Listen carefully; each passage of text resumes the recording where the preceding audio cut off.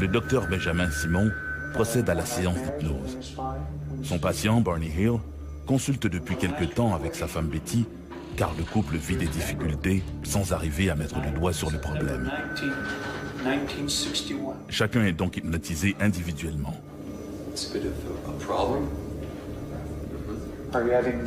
Pourtant, une fois sous hypnose, l'homme et la femme racontent le même événement terrifiant. Un enlèvement extraterrestre que le docteur Benjamin Simon a peine à croire.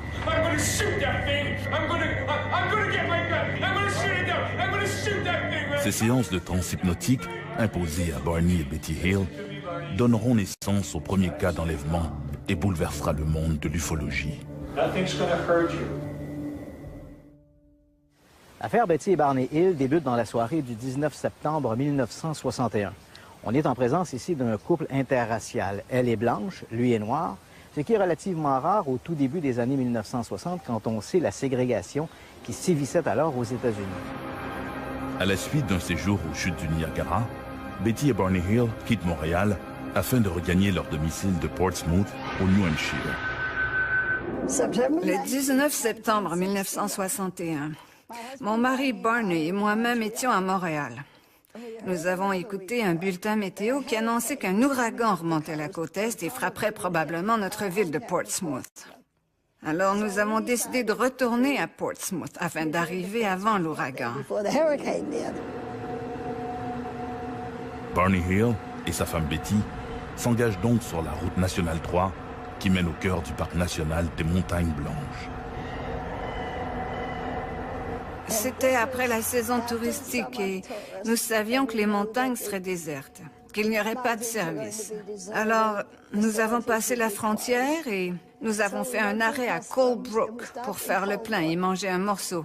Ainsi, nous savions qu'il était environ 22 heures lorsque nous avons quitté Colebrook.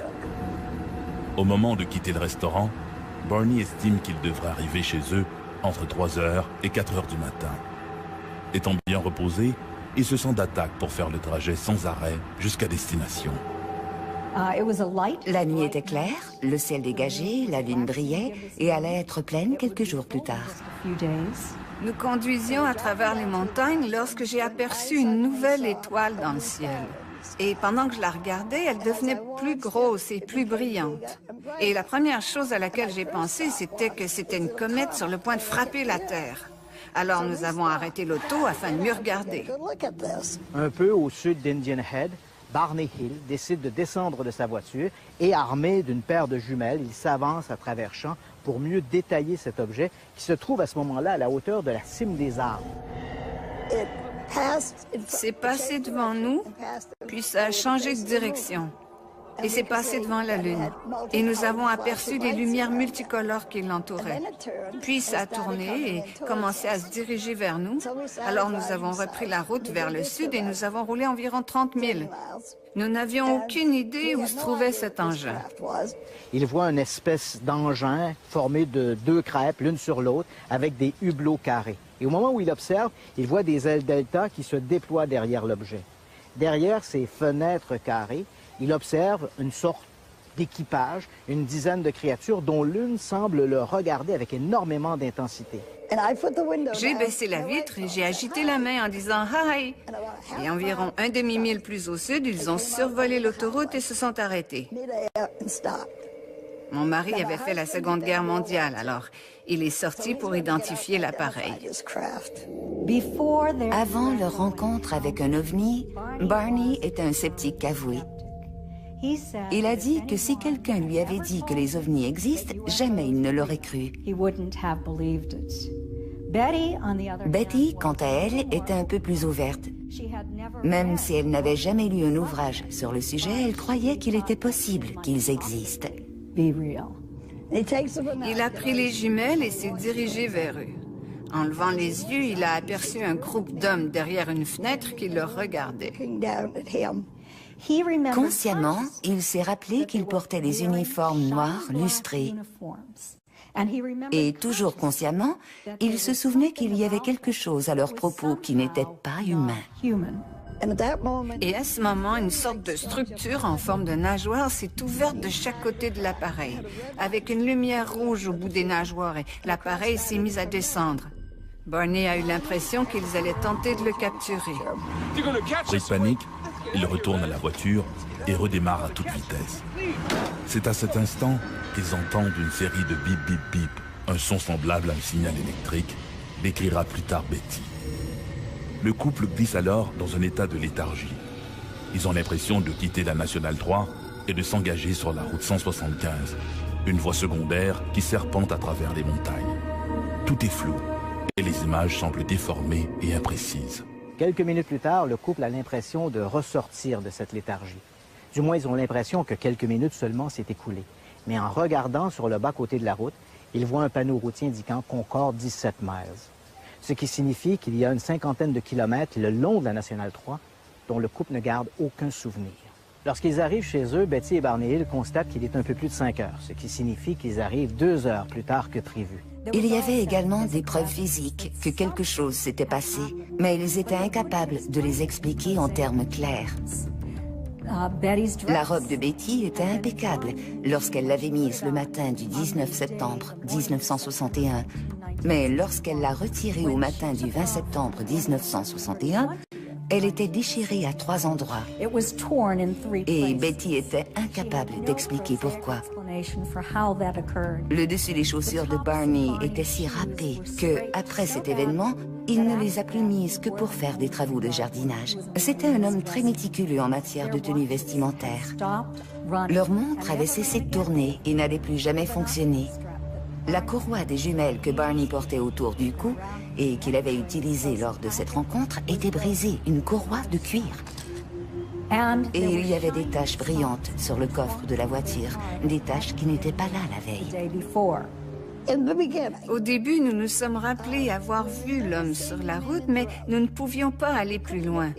Alors nous retournions sur les lieux environ une fois par mois, en nous disant que si nous pouvions retrouver l'endroit où nous avions vu l'homme sur la route, nous pourrions nous rappeler ce qui s'était passé. Et nous commencions à retrouver des parcelles de souvenirs, mais rien de vraiment concluant. Puis la santé de Barney a commencé à décliner et, comme il ne répondait pas aux médicaments, son médecin l'a référé à un psychiatre. Et un jour, Barney lui a raconté que nous roulions au nord, dans les montagnes, en recherchant notre endroit, et que nous avions rencontré toutes sortes de gens qui avaient eu diverses sortes d'observations d'ovnis, mais personne ne savait où était cette montagne. Alors il nous a référé au docteur Ben Newman Simon de Boston. Et nous avons commencé des séances d'hypnose médicale. Quand l'affaire Betty Hill est sortie, en même temps, on a découvert, un peu trop tôt, je dirais, dans l'histoire de l'ufologie, on a découvert aussi la capacité, par l'hypnose, d'aller chercher des informations qui manquaient. Ben Simon a hypnotisé Betty et Barney Hill séparément. Et à la fin de chaque session, il leur imposait une forme d'amnésie. Pendant que l'un se faisait hypnotiser, l'autre attendait dans une chambre insonorisée où un air de musique classique jouait à tue-tête. De cette manière, il s'assurait qu'il ne pouvait y avoir aucune contamination de l'information entre les deux. I want to wake up. You're not going to wake up. You're in deep sleep. You're comfortable, relaxed. This is not going to trouble you. This creature, this leader is telling me something. How? How's he getting it to you? I can see it in his face. Do you see his lips move? Yes. No, his lips aren't moving. He's looking at me. What did he tell you? Stay there and keep looking. Just stay there, he's saying to me. It's All right. pounding in my head. Just All don't right. pull Well- the binoculars away. God, give me strength. All right. All Pull right. them down. Run! Pull these binoculars down and run. God! All right. Calm down. Calm down. En psychiatrie moderne, il est clair, entendu, que personne ne peut faire le même rêve. En même temps, en tout cas. Impossible. Betty et Barney Hill ont raconté sous hypnose exactement le même scénario, la même chose, le même endroit, le même personnage, les mêmes événements, les mêmes émotions. Et le transfert d'informations s'est fait sous hypnose et non pas à l'état d'éveil, et séparément.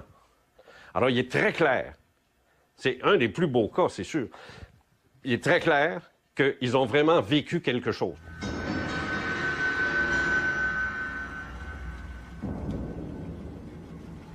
Go on. And he said just a simple test of her face. And I asked him what. And he said he just wants to put it in my navel. And it's just a simple test. I didn't hear that. To FBI. Did they make any sexual advances to you? Nous avons vu ce que nous avons pris pour le coucher de la Lune. Puis nous avons vu un groupe d'hommes sur la route qui nous barrait le chemin. Il a arrêté la voiture et le moteur s'est étouffé. Ils se sont approchés, nous ont fait sortir de la voiture et ont emprunté un sentier dans les bois. Tout ce qu'ils voulaient faire, c'était un simple test afin de découvrir à quel point génétiquement nous étions semblables. Sitôt ce test terminé, nous pourrions repartir vers l'auto. Ces créatures mystérieuses auraient notamment fait un prélèvement de sperme sur Barney en utilisant une espèce de bol métallique. Quant à Betty, elle aurait subi un mystérieux test de grossesse, test qui consistait à introduire une longue aiguille dans son nombril. À bord du vaisseau, l'examinateur médical a sorti une très longue aiguille, du type de celle qu'on utilise aujourd'hui pour une laparoscopie ou une amniosynthèse. Et cette aiguille a été enfoncée dans l'abdomen de Betty, provoquant une douleur atroce. De fait, même sous hypnose, le souvenir lui a créé un tel traumatisme que le docteur Ben Simon a dû mettre fin prématurément à la session. À l'homme, je lui ai dit, je sais que vous n'êtes pas de cette planète. D'où venez-vous? Et il m'a montré une carte des étoiles. Personne n'a réellement examiné cette carte des étoiles autant que cette femme brillante et extraordinaire, originaire de l'Ohio, Marjorie Fishted, qui l'a étudiée durant 4 ans. Elle avait prévu qu'elle aurait à jongler avec plusieurs hypothèses en étudiant la carte que Betty avait dessinée, suite à une suggestion post-hypnotique de la part du Dr Ben Simon. Comme je le disais, elle s'attendait à se retrouver face à plusieurs hypothèses, mais au bout du compte, il n'y en avait qu'une seule. Ensuite, ils ont amené Barney dehors, puis je me suis rendue à la voiture et nous avons regardé l'engin partir. Il s'est élevé, puis il est disparu.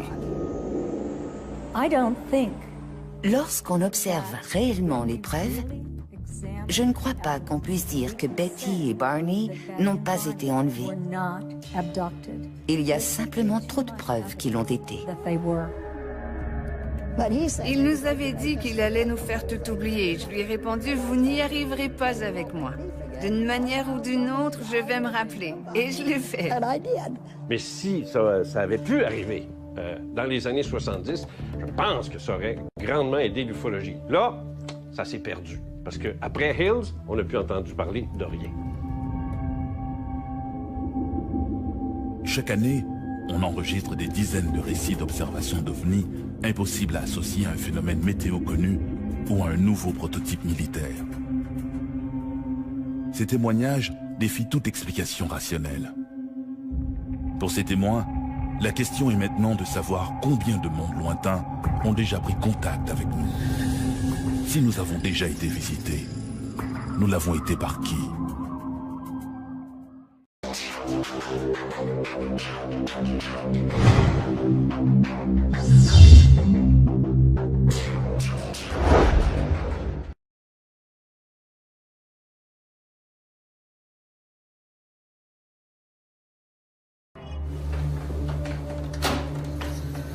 Le docteur Benjamin Simon procède à la séance d'hypnose. Son patient, Barney Hill, consulte depuis quelque temps avec sa femme Betty, car le couple vit des difficultés sans arriver à mettre le doigt sur le problème. Chacun est donc hypnotisé individuellement.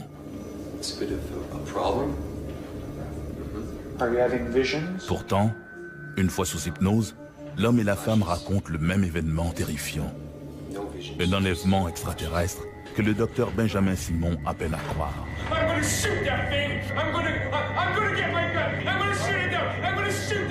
Ces séances de transe hypnotique, imposées à Barney et Betty Hill, donneront naissance au premier cas d'enlèvement et bouleversera le monde de l'ufologie. L'affaire Betty et Barney Hill débute dans la soirée du 19 septembre 1961. On est en présence ici d'un couple interracial. Elle est blanche, lui est noir, ce qui est relativement rare au tout début des années 1960 quand on sait la ségrégation qui sévissait alors aux États-Unis. À la suite d'un séjour aux chutes du Niagara, Betty et Barney Hill quittent Montréal afin de regagner leur domicile de Portsmouth, au New Hampshire. Le 19 septembre 1961, mon mari Barney et moi-même étions à Montréal. Nous avons écouté un bulletin météo qui annonçait qu'un ouragan remontait la côte Est et frapperait probablement notre ville de Portsmouth. Alors nous avons décidé de retourner à Portsmouth afin d'arriver avant l'ouragan. Barney Hill et sa femme Betty s'engagent donc sur la route nationale 3 qui mène au cœur du parc national des Montagnes Blanches. C'était après la saison touristique et nous savions que les montagnes seraient désertes, qu'il n'y aurait pas de service. Alors, nous avons passé la frontière et nous avons fait un arrêt à Colebrook pour faire le plein et manger un morceau. Ainsi, nous savions qu'il était environ 22 heures lorsque nous avons quitté Colebrook. Au moment... Impossible. Betty et Barney Hill ont raconté sous hypnose exactement le même scénario, la même chose, le même endroit, le même personnage, les mêmes événements, les mêmes émotions. Et le transfert d'informations s'est fait sous hypnose et non pas à l'état d'éveil, et séparément.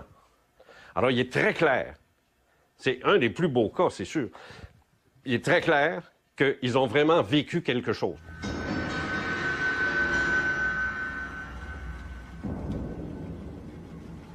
Go on. And he said, just a simple test to falter faith. And I asked him what. And he said he just wants to put it in my navel. And it's just a simple test. I didn't hear that. To FBI. Did they make any sexual advances to you? Nous avons vu ce que nous avons pris pour le coucher de la Lune.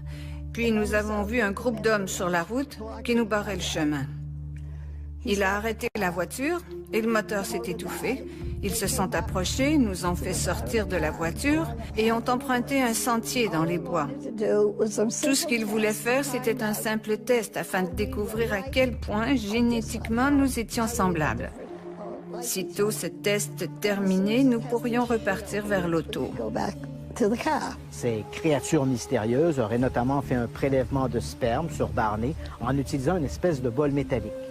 Quant à Betty, elle aurait subi un mystérieux test de grossesse, test qui consistait à introduire une longue aiguille dans son nombril.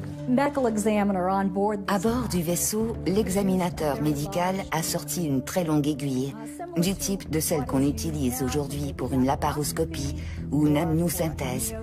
Et cette aiguille a été enfoncée dans l'abdomen de Betty, provoquant une douleur atroce. De fait, même sous hypnose, le souvenir lui a créé un tel traumatisme que le docteur Ben Simon a dû mettre fin prématurément à la session.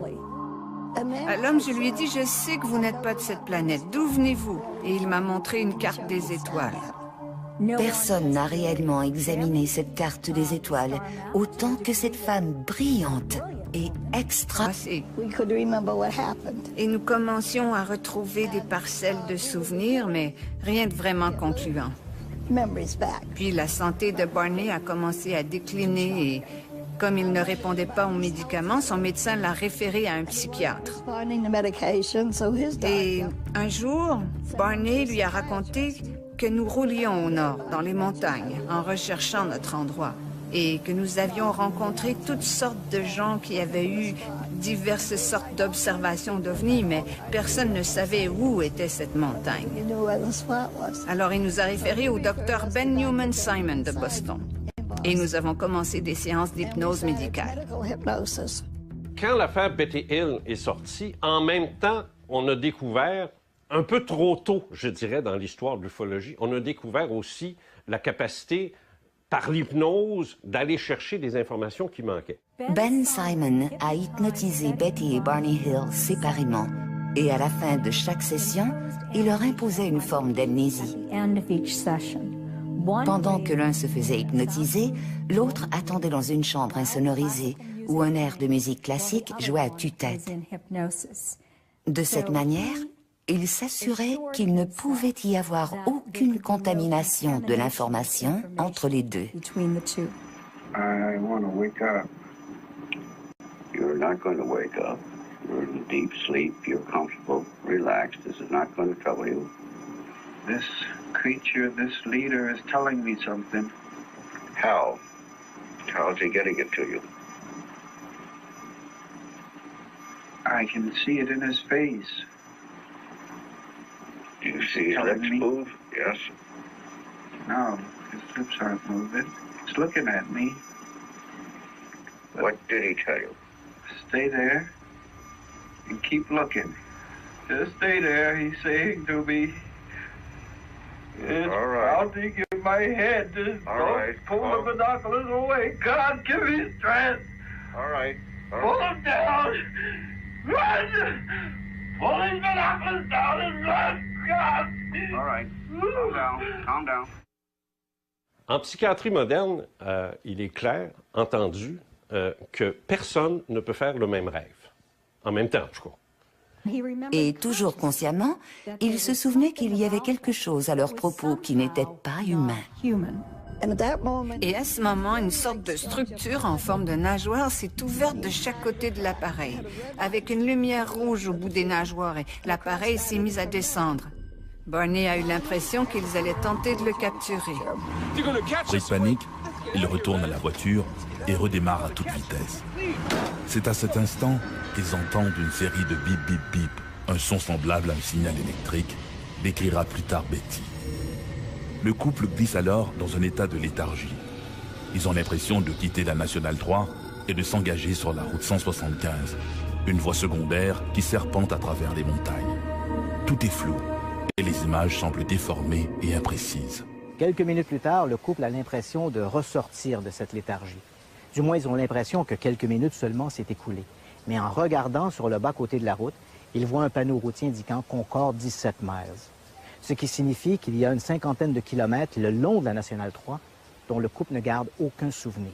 Lorsqu'ils arrivent chez eux, Betty et Barney Hill constatent qu'il est un peu plus de 5 heures, ce qui signifie qu'ils arrivent 2 heures plus tard que prévu. Il y avait également des preuves physiques que quelque chose s'était passé, mais ils étaient incapables de les expliquer en termes clairs. La robe de Betty était impeccable lorsqu'elle l'avait mise le matin du 19 septembre 1961.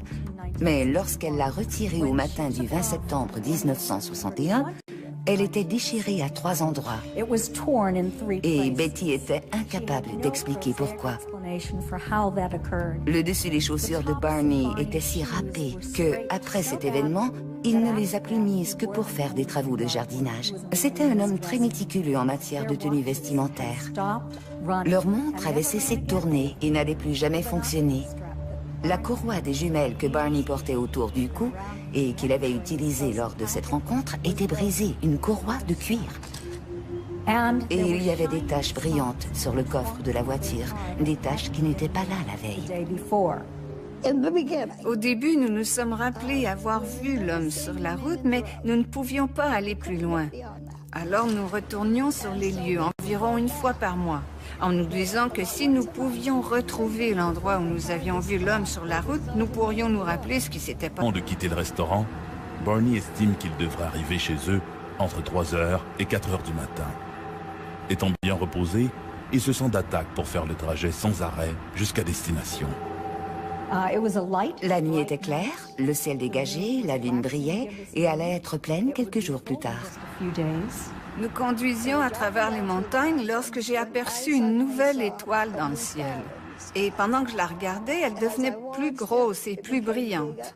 Et la première chose à laquelle j'ai pensé, c'était que c'était une comète sur le point de frapper la Terre. Alors nous avons arrêté l'auto afin de mieux regarder. Un peu au sud d'Indian Head, Barney Hill décide de descendre de sa voiture et, armé d'une paire de jumelles, il s'avance à travers champs pour mieux détailler cet objet qui se trouve à ce moment-là à la hauteur de la cime des arbres. C'est passé devant nous, puis ça a changé de direction.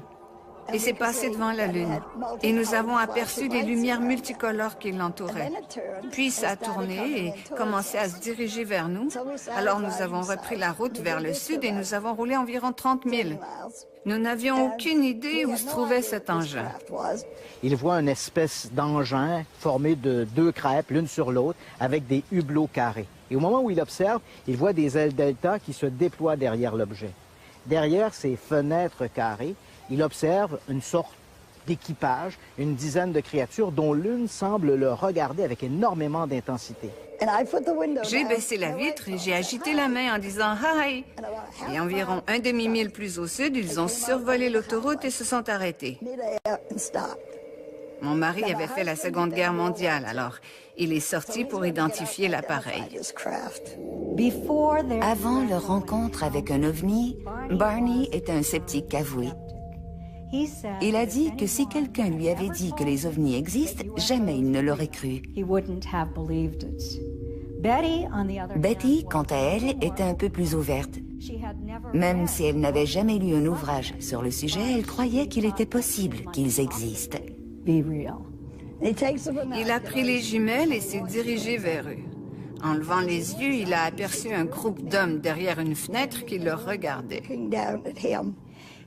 Consciemment, il s'est rappelé qu'ils portaient des uniformes noirs lustrés.